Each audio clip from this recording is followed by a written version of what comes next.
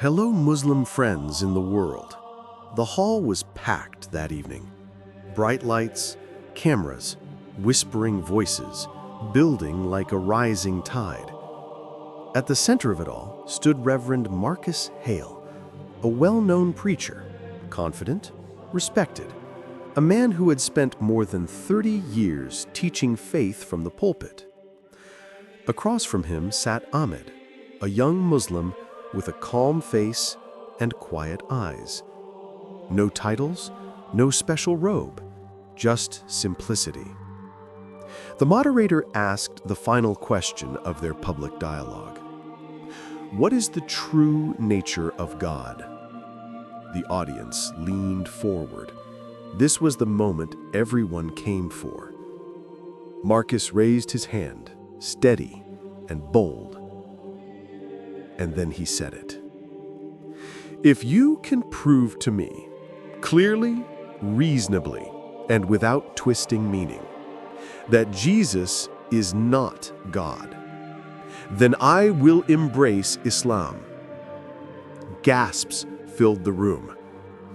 People looked at one another, shocked, thrilled, confused.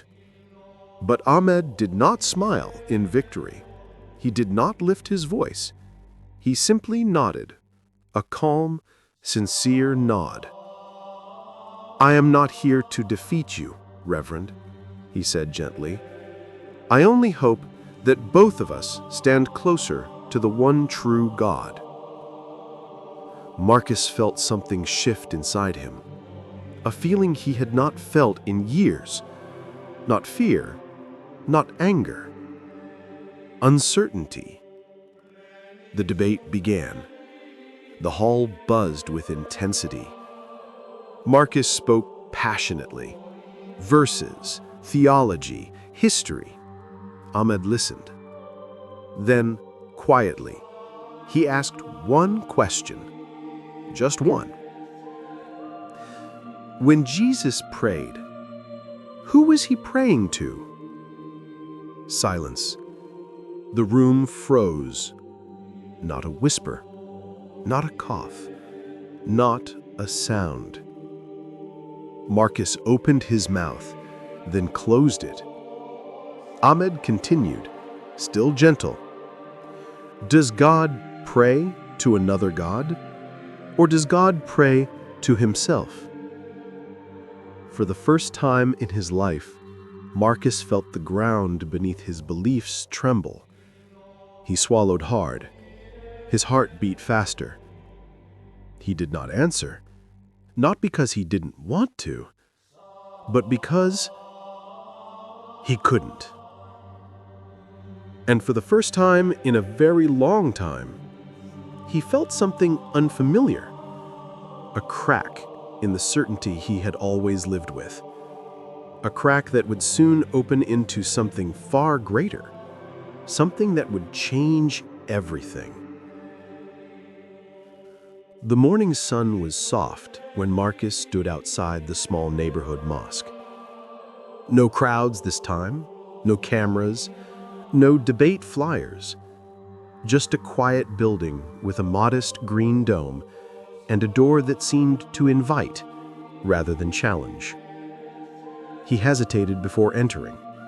His hands were cold. His breath felt unsteady. He had spoken to thousands, guided hundreds, preached with confidence. Yet this time, it felt harder than all of that. Because this time, he wasn't defending anything. He was seeking. He stepped inside. The scent of clean carpets and silence greeted him. A few elderly men sat in corners reading quietly. No one stared, no one whispered. In the back, seated on the floor with a book open in front of him, was Ahmed. When Ahmed looked up and saw him, he didn't look surprised. He simply smiled. Gentle, calm, exactly as before. Reverend Marcus, you came. I didn't come to argue. I know. There were no chairs, no stage, no pulpit, just open space. So Marcus sat on the floor beside him, awkwardly at first, but somehow humbly. For a long moment, neither spoke. Then Marcus exhaled, the sound heavy with the weight of months, maybe years. "That question you asked," he said quietly, "it hasn't left me." Ahmad listened. Marcus continued, "I tried to explain it to myself the way I've always explained it to others. Doctrine, interpretation, symbolism." He shook his head. But it didn't answer anything. Ahmad did not interrupt. Marcus's eyes grew wet, not from sadness, but from a kind of breaking open. "I just want to know who God is," he whispered, "without fear, without inherited answers, without protecting beliefs just because they're mine." Ahmad closed the book in his lap. It was the Quran. He placed his hand on it gently, not to display it, not to force it, but simply to acknowledge it. "Then let us start here," he said. He opened to a chapter so short, yet so complete, it felt like the whole universe folded into a few lines. Surah al-Ikhlas. Say, He is Allah, the One, Allah the Eternal. He neither begets nor is born, and there is nothing comparable to Him. The words were simple, clear, direct. No philosophy, no poetry, no riddles. Just truth standing on its own. Marcus's heart clenched, not in pain, in recognition. His lips parted as if something deep inside him finally inhaled after years of holding its breath. "That," Marcus said softly, voice trembling, "that is pure." Ahmad nodded. "Because God does not need complexity to be known, only honesty." Marcus closed his eyes, and for the first time in his life, the idea of one God, truly one, didn't feel foreign. It felt like coming home to something he never realized he lost. That night, the church was dark except for a single candle burning near the altar. Marcus sat alone in the front pew again, but this time it didn't feel like routine. It felt like standing at the edge of something vast and unknown. His heart was restless. His thoughts were loud, but the room was quiet. So quiet that even his breath sounded too heavy. He clasped his hands together. Not like a preacher, like a man. Just a man searching for his Lord. He spoke, not in rehearsed lines, not in familiar verses, but in the raw voice of someone who has run out of answers. "God, if I have misunderstood you," his voice cracked, "then please show me." There were no dramatic lights, no visions, no divine thunder, just silence. But the silence was not empty. It was a silence that listened. He continued, voice trembling, "I have spent my whole life teaching others about you, but I don't want to speak for you anymore. I want to know you." His fingertips trembled against each other. He did not ask to win debates. He did not ask to be right. He just asked to see. And somewhere deep inside, beneath doctrine, sermons, and layers of belief, something shifted. Not a voice, not a miracle. A clarity, a stillness so gentle he almost didn't notice it. The kind of stillness that comes only when a person stops talking at God and finally begins to listen. Tears slid down his face, not dramatic, not desperate, just quiet, like rain on windows. He lifted his head and whispered, "Guide me." No request for religion, no request for conversion, simply guide me. And in that moment, with the candle flickering, the church silent, and the night pressing softly outside the tall windows, Marcus felt something he had not felt in decades. Peace. Not the peace of certainty, the peace of truth calling. A whisper in the soul, a whisper that said, "Keep going."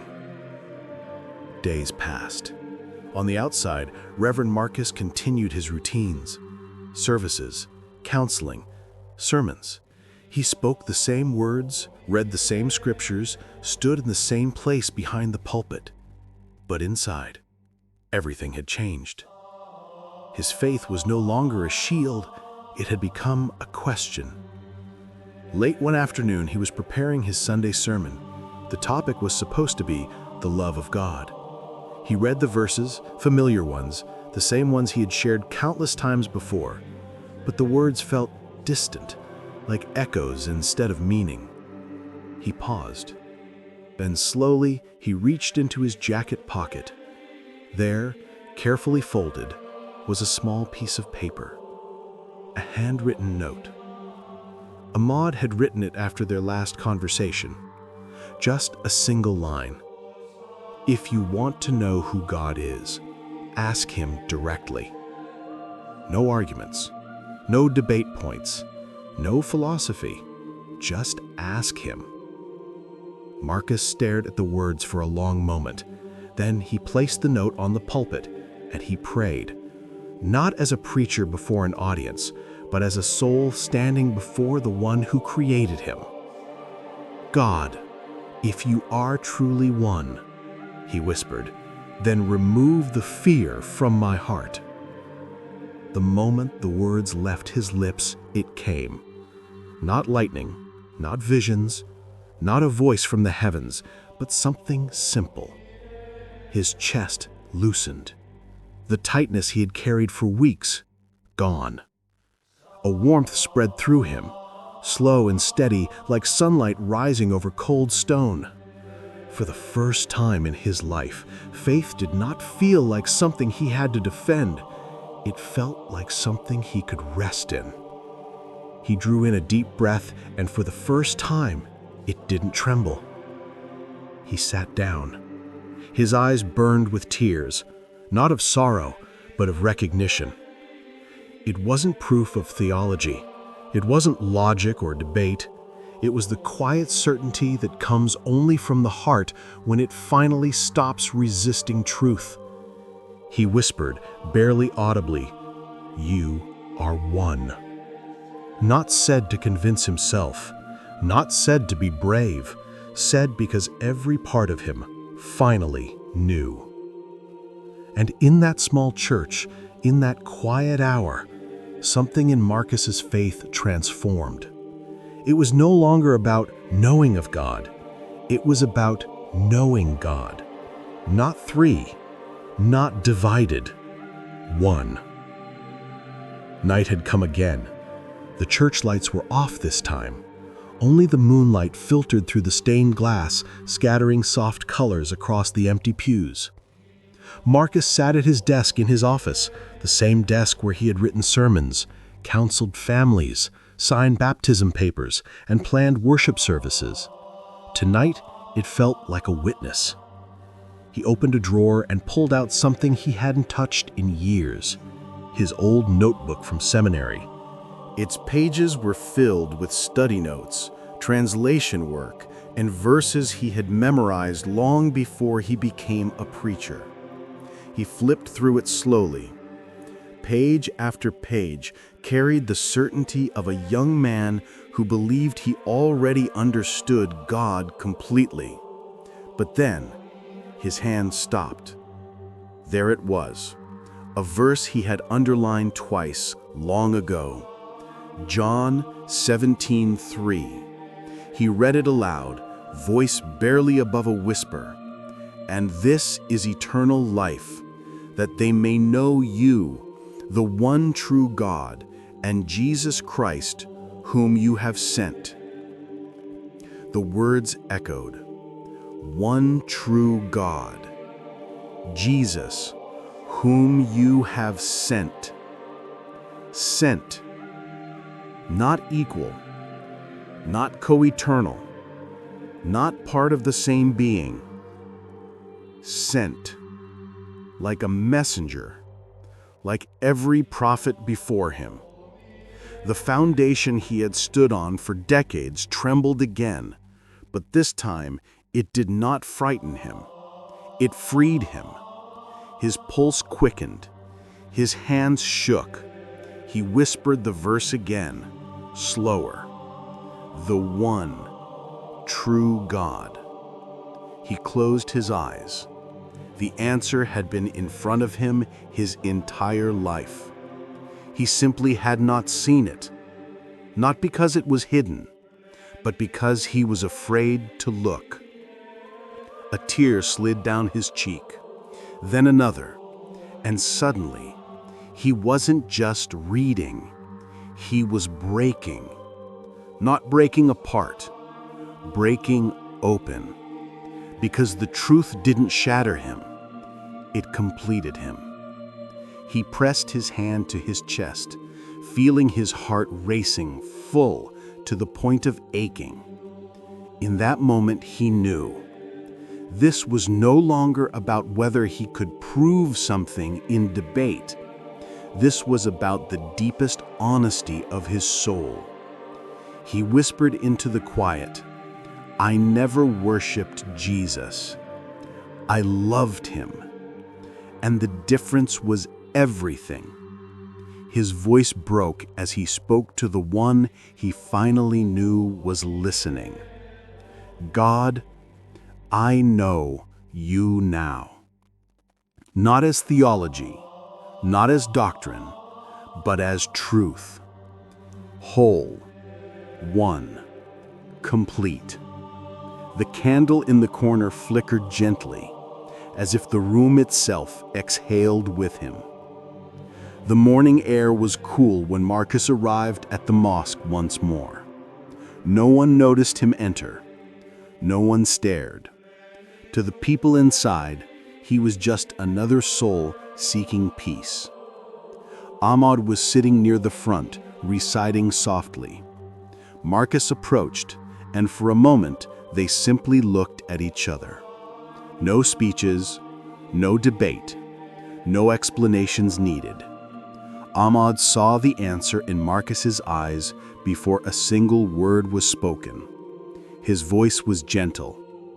Are you ready? Marcus swallowed hard. His throat felt tight, not from fear, but from the weight of truth finally being spoken aloud. He nodded once, not hurried, not pressured. A slow, steady nod, the kind a man gives when he has reached the end of a long road and finally sees home. They sat on the prayer carpet. The mosque was quiet, only the faint hum of the morning outside. Ahmed spoke first, so softly it was almost a whisper. Repeat after me. Marcus closed his eyes. His heart beat slow, deep, steady. He inhaled, and he spoke. Ashhadu an la ilaha illallah. I bear witness that there is no God except God. His voice trembled, but it did not break. The words felt pure, like water after thirst. He continued, Wa ashhadu anna Muhammadan Rasulullah. And I bear witness that Muhammad is the messenger of God. When the last word left his lips, Marcus exhaled a breath he had been holding for years. Not a dramatic sob, not a collapse, just a long, quiet release. Peace. Deep. Unshakable. Real. Ahmed smiled, not proud, not triumphant, but with the tenderness of a brother welcoming a brother home. He placed his hand on Marcus's shoulder. You haven't changed religions, he said softly. You have simply arrived at the truth Jesus himself taught. Tears slid down Marcus's cheeks. Silent, warm, he said, "I know." And in that quiet mosque, Marcus received his new name, not given to erase who he had been, but to honor what he had become, Mustafa, the one chosen. He did not gain a new identity. He simply returned to the one his heart had always been calling for. The sun was rising when Mustafa stepped out of the mosque. The light spread gently across the sky, not in a blaze, but in a quiet unfolding, the kind of dawn that didn't demand to be seen, only felt. The world around him looked the same streets, the same air, the same city waking to the ordinary rhythm of life. But he was no longer the same. For years he had carried questions that felt like stones in his chest, heavy, sharp, unspoken. Now they were gone. Not answered, released.